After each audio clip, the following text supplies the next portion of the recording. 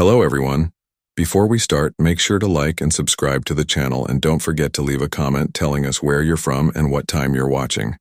That way, YouTube will keep showing you stories just like this one. Now, let's begin.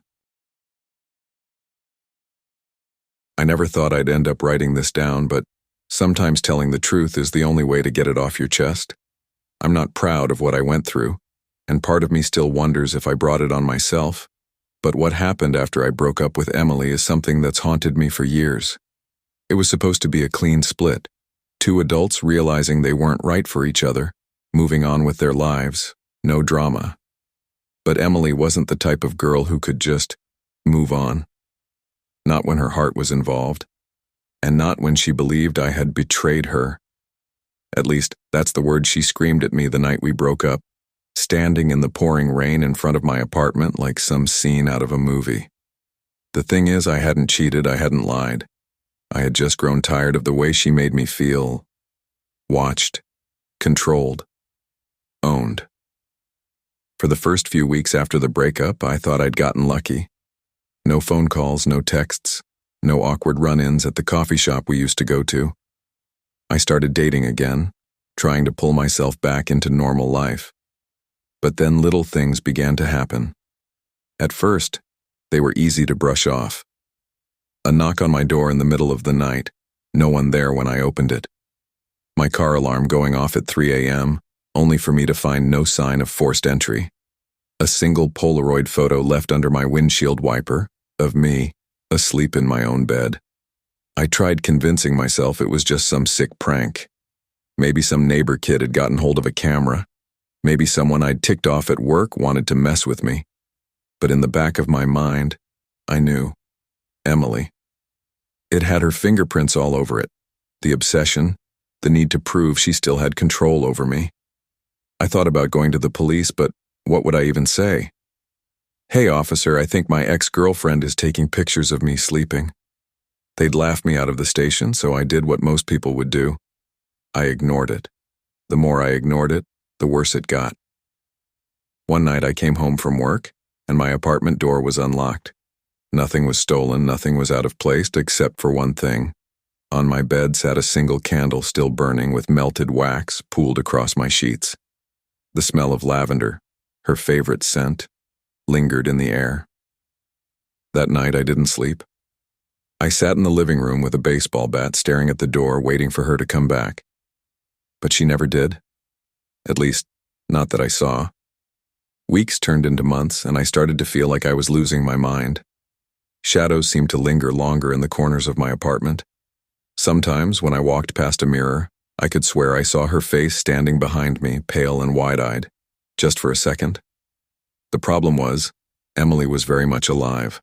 I saw her once in the grocery store parking lot sitting in her car, just staring at me as I loaded my groceries into the trunk. No attempt to hide. No attempt to talk, just watching. Her hands were clenched so tightly on the steering wheel I could see her knuckles turn white. When I looked back a second later, she was gone. I decided then that I had to leave. Not just the apartment, but the city. I packed up everything and moved 2 states away, took a new job, tried to erase my past. For a while, it worked.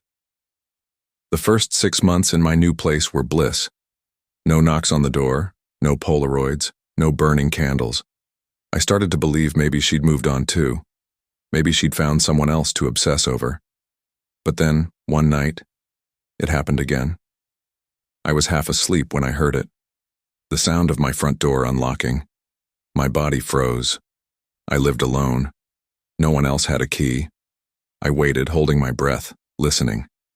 Soft footsteps crossed the hardwood floor. Slow, deliberate, moving toward my bedroom. My heart pounded so loudly I thought whoever it was could hear it. Then, just as the steps reached my doorway, they stopped. I could feel someone standing there, watching me through the darkness. I wanted to scream, to leap out of bed and swing at them with the lamp beside me. But I couldn't move. I was paralyzed, not from fear, but from something else. It felt like my body didn't belong to me anymore. Like I was frozen inside my own skin. Slowly the figure moved closer, and I could make out the faint outline of a woman's face hovering over mine.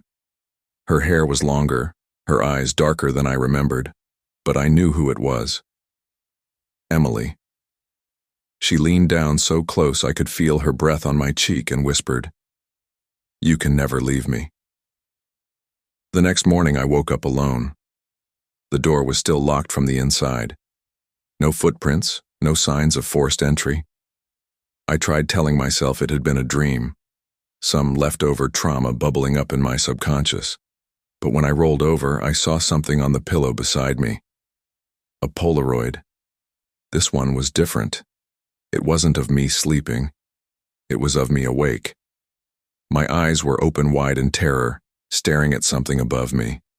Something that wasn't captured in the photo. I lost my grip on reality after that. I stopped going to work. I boarded up my windows. I barely ate. My phone would ring in the middle of the night, and when I answered, there'd be nothing but breathing on the other end. Deep, slow, almost inhuman breathing. Once I even thought I heard a second voice whispering in the background, something I couldn't quite make out. Then came the letters, handwritten in Emily's sharp, slanted handwriting. They weren't love letters. They were instructions. Don't leave the house today. Don't look in the mirror after midnight. Don't answer the knock at 2:14 a.m. At first I followed them out of fear, then out of something stranger, compulsion, because every time I obeyed, I survived.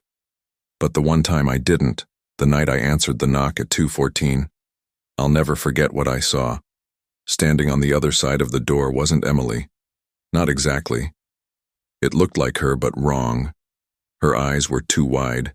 Her smile stretched too far across her face. Her skin was pale, almost gray, and her hands were nothing but long black claws. She tilted her head, stared at me for what felt like hours, and whispered, "You should have stayed with me." Then she vanished into the night air like smoke. I tried reaching out to her family after that, desperate for answers. That's when I learned something that shattered me completely. Emily had died. Months ago. A car accident. She had been buried in her hometown cemetery the very same week I moved to my new city. The realization hit me like ice in my veins. If Emily was dead, then who or what had been tormenting me all this time? That night, I got one final letter slipped under my door. No envelope, no signature, just 7 words in her familiar handwriting. "If I can't live, neither can you." And that's when I heard it. The lock on my front door slowly clicking open. I don't usually talk about this, not even with close friends, but since people on the internet seem to share their weirdest and darkest experiences with strangers, maybe it's safer here. My story isn't about a breakup itself. It's about what happened after. About the house I should have never stepped foot inside, the place that seemed to breathe with the memory of someone who was no longer alive. Her name was Hannah. She was my high school girlfriend, my first love, the type of girl who made every song on the radio feel like it was written about us. We dated for 3 years, but like most young couples, we drifted apart when college came. She stayed behind in our small town, and I left for the city, chasing something bigger. We stayed in touch for a while, but eventually the calls stopped. Life just happened. Then, out of nowhere, I heard she had died. An overdose, people said. Some whispered it wasn't an accident, that she had been spiraling ever since I left. The guilt hit me like a freight train. I didn't even go to her funeral, though I told myself it was because I couldn't get the time off work. The truth was, I couldn't face it. Couldn't face her parents, her friends, the judgment in their eyes. So I buried the memory and tried to move on. But 2 years later, I got a call from an old friend back home. He said Hannah's parents had abandoned their house, unable to live in it after her death. The place had been sitting empty, but strange things had been happening there. Lights flickering at night, curtains moving when no one was inside, neighbors hearing faint sobbing from her old bedroom. "You should check it out," he said, half joking. "She always said you'd come back for her someday." I don't know why I listened. Maybe it was guilt. Maybe it was some twisted sense of responsibility. But that weekend I drove down to our hometown and parked outside the old two-story house where Hannah grew up. It looked like every other house on the street, faded paint, a sagging porch, windows clouded with dust. But standing there, staring at it, I felt something I can't describe. A heaviness, like the air itself didn't want me there. The door was unlocked, as if waiting for me. Inside, everything was exactly as I remembered. The floral wallpaper, the photographs lining the hallway, the faint smell of lavender perfume clinging stubbornly to the air. Dust coated the furniture, and cobwebs hung in the corners. But it felt less like an abandoned home and more like a place frozen in time. I wandered from room to room, memories flooding back with each step. The living room where we used to watch movies, the kitchen where her mom would bake cookies, the staircase we used to sneak down in the middle of the night. But it was her bedroom that stopped me cold. The door was half open, and when I pushed it, the hinges creaked like a scream. Inside, everything was untouched. Posters of bands we used to listen to still covered the walls. A half-burned candle sat on the nightstand. Her diary lay open on the bed, the last entry written in a hurried, shaky hand. He promised he'd never leave. He promised. I should have left right then, but I didn't. I sat down on her bed, feeling the springs creak beneath me, and for the first time in years I let myself cry. That's when I heard it, a soft humming, a tune I recognized instantly, Hannah's favorite song. My blood ran cold. The sound was coming from the closet. I told myself it was my imagination, maybe the wind, maybe a neighbor, but the humming grew louder, clearer, like someone standing just a few feet away. Slowly, I stood and reached for the closet door. My hand shook so badly I thought I might drop dead before I even touched it. When I finally pulled it open, nothing was there, just coats, boxes, and darkness. But the humming hadn't stopped. It was all around me now, vibrating through the walls, the floor, even my bones. That night, I didn't leave. I don't know why. Maybe I wanted answers. Maybe I thought she was trying to reach me. I curled up on her bed, exhaustion overtaking fear, and eventually drifted into a restless sleep. I woke to the sound of someone whispering my name. The room was pitch black, but I could feel breath against my ear. I shot up, fumbling for my phone flashlight, but the room was empty. That's when I noticed the diary. It wasn't where I'd left it. It was open on a new page, one I hadn't seen before. The handwriting was unmistakable, hers. But the date, it was from that very night. The words read, "Why did you leave me again?" Panic surged through me, and I bolted for the door. But it wouldn't budge. No matter how hard I pulled, it was like it was welded shut. The windows wouldn't open either, and when I looked outside, I realized something terrifying. The street was gone. The neighbors' houses were gone. All I could see was darkness, endless, suffocating darkness. For hours I pounded on the walls, screamed for help, but no one came. Exhausted, I collapsed on the floor, tears streaming down my face. That's when I saw her. Hannah. She was standing in the corner of the room, her head tilted, her eyes hollow and black as night. Her lips curled into a smile I didn't recognize, and in a voice that was both hers and something else entirely, she said, "Now you'll never leave." I blacked out. When I woke, it was morning. The house was back to normal, the street outside just as it should be. The door opened easily, as if nothing had happened. Shaking, I ran out without looking back. I thought maybe it had been a nightmare brought on by grief, some twisted trick of my guilty mind. But when I got home later that night, there was something waiting for me on my bed. Hannah's diary. Open to that same page, the words scrawled in fresh ink. "Now you'll never leave." There are some memories you try to bury so deep that you pray they never resurface. But sometimes the past has a way of digging itself back up, clawing through the dirt until it stands right in front of you. For me, that memory is Jessica. We dated in college, back when I thought love meant passion at any cost. She was magnetic, intoxicating, the kind of girl who could walk into a room and bend it around her. I fell for her hard and fast, and for a while, it felt perfect. But Jessica wasn't just passionate, she was obsessive. She hated when I spent time with friends, questioned every text on my phone, and showed up uninvited to places I'd never told her I'd be. The fights became constant, each one ending with her tears and apologies that always sounded more like threats. Eventually, I couldn't take it anymore. I ended it. Or at least, I thought I did. Jessica didn't just disappear after our breakup. She lingered like a shadow, a whisper in the back of my mind. I'd see her car parked outside my apartment, her figure in the crowd when I walked home from class. Once I found her sitting on the steps of my building at 3 a.m., her eyes red from crying, asking me to just come back one last time. I told her it was over.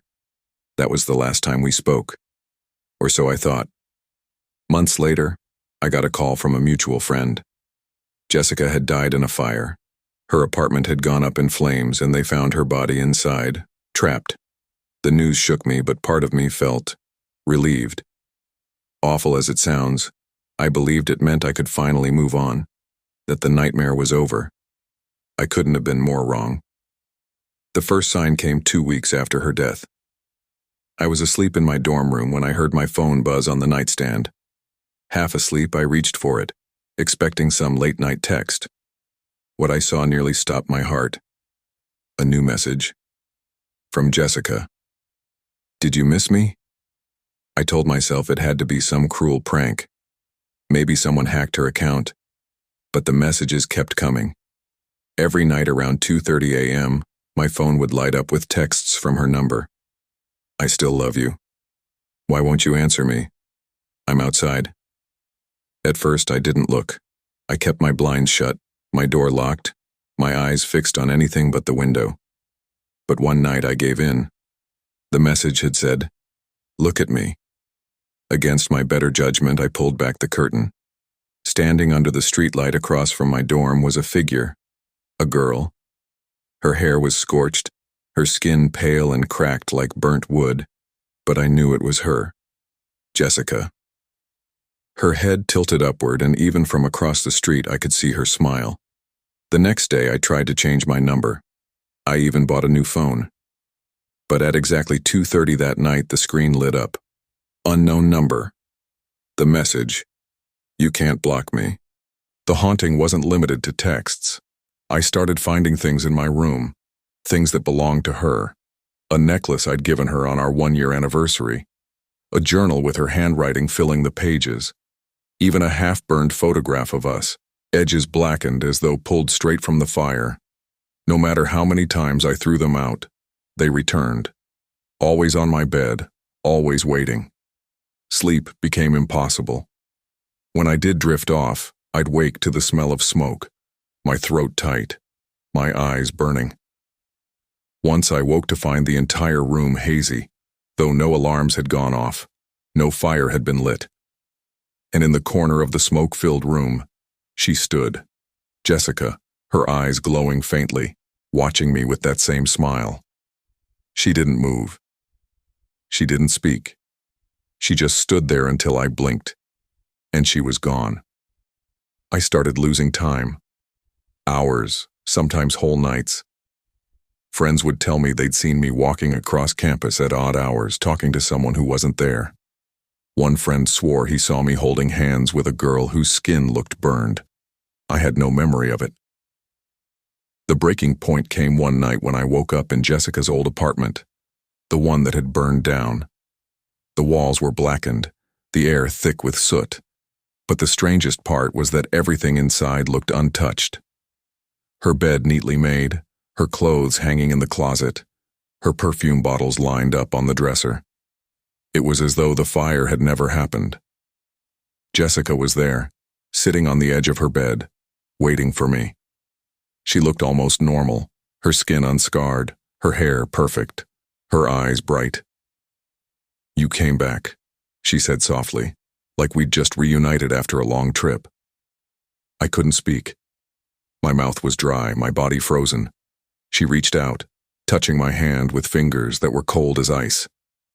Now we can be together again, forever. When I blinked, I was back in my dorm room, shaking, drenched in sweat, the smell of smoke still clinging to my clothes. On the floor beside my bed was a charred photo album. Inside, every picture of her had been replaced. In each one, it was just me, alone, but smiling as though she were standing next to me just out of frame. I tried therapy. I tried priests, mediums, even psychics. Some said it was grief. Others said it was punishment for how I treated her. But none of them could explain the last thing that happened. On the anniversary of her death, I woke at exactly 2:30 a.m. My phone buzzed. One final message. Check the mirror. I turned my head, heart hammering, and looked at the mirror across the room. My reflection was there, pale, terrified, but I wasn't alone. Jessica was standing behind me, her burned hands on my shoulders, her face pressed close to mine, and she whispered in a voice only I could hear, "You're mine now." When I spun around, the room was empty, but the reflection stayed the same. People always talk about how breakups hurt, but nobody ever warns you about what happens when the person you once loved refuses to let go, even after death. I wasn't ready to share this before because every time I revisit it, I feel the same cold chill crawling down my spine, the same weight pressing on my chest that I felt the night it all happened. But maybe writing it out will help me understand what went wrong.